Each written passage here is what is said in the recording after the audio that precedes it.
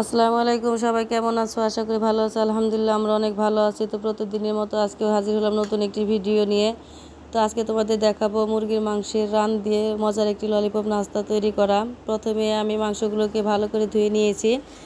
এবার রানের চিকন সাইড থেকে আমি মাংসটাকে ছাড়িয়ে নিয়ে হাতের সাহায্যে মাংসগুলোকে আমি উল্টে নেব। একটু ধৈর্য নিয়ে করতে হবে, খুব সহজে করতে পারবে।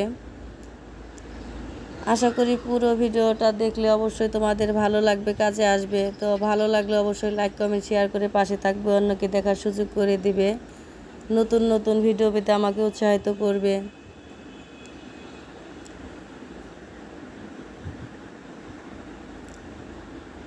এই তো সবগুলো রানের মাংস আমার ছাড়ানো হয়ে গিয়েছে। এবার এগুলোকে আমি সিদ্ধ করে নেব।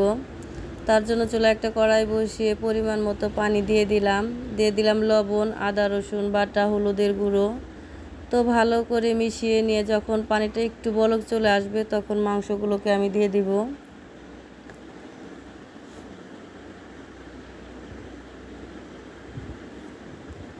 তো ভালো করে উল্টে পাল্টে সিদ্ধ করে নেব। পুরো পানিটা আমি শুকিয়ে নিব।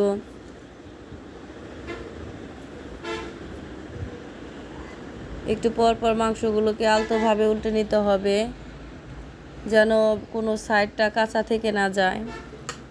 এই তো পানিটা আমার শুকিয়ে গিয়েছে। এবার মাংসগুলোকে আমি তুলে রাখবো। এবার ভেজে নেবার পালা। তো এর জন্য আমাকে এখন বেটার তৈরি করতে হবে। তো নিয়ে নিলাম বেটারের জন্য বেসন, কর্নফ্লাওয়ারটা অপশনাল, না দিলেও হবে, খেতে ভালো লাগবে। তো আমার ছিল কাছে, এর জন্য দিয়ে দিয়েছি। তো দিয়ে দিলাম হলুদের গুঁড়ো, মরিচের গুঁড়ো, লবণ, ভাজা জিরের গুঁড়ো ও একটু গরম মশলার গুঁড়ো। এবার অল্প অল্প পানি দিয়ে ভালো করে আমি বেটার তৈরি করে নেব। বেটারটা খুব শক্ত হবে না, নরমও হবে না। তো চুলায় আবার কড়াই বসিয়ে পরিমাণ মতো তেল দিয়ে দিলাম। এবার সিদ্ধ করা মাংসগুলোকে বেটারের ভিতরে উল্টে পাল্টে ভালো করে মাখিয়ে নিয়ে ভেজে নেব।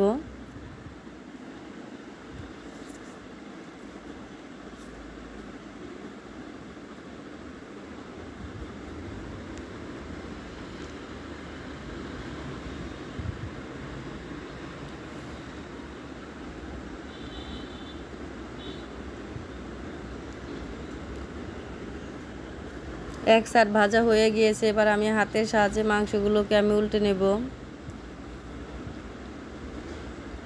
একটা চামচের সাহায্যে গরম গরম তেল আমি উঠিয়ে ললিপপের উপরে দিয়ে দিলাম, যাতে করে সব সাইড ভালো করে ভাজা ভাজা হয়ে যায়। তো আমার কয়েকটা ললিপপ তৈরি হয়ে গিয়েছে। এবার বাকিগুলো আমি এক স্টেপে ভেজে নেব। তো ভাজা হয়ে গিয়েছে। এবার সসের সাথে গরম গরম পরিবেশনের পালা। তো এই সসটাও আমার নিজের হাতে তৈরি করা ছিল। তো খুব মজার এই নাস্তাটি, যে কেউ পছন্দ করবে ইনশাল্লাহ। তো সবাই ভালো থেকো, সুস্থ থেকো, আমাদের জন্য দোয়া করো। আল্লাহ হাফিজ।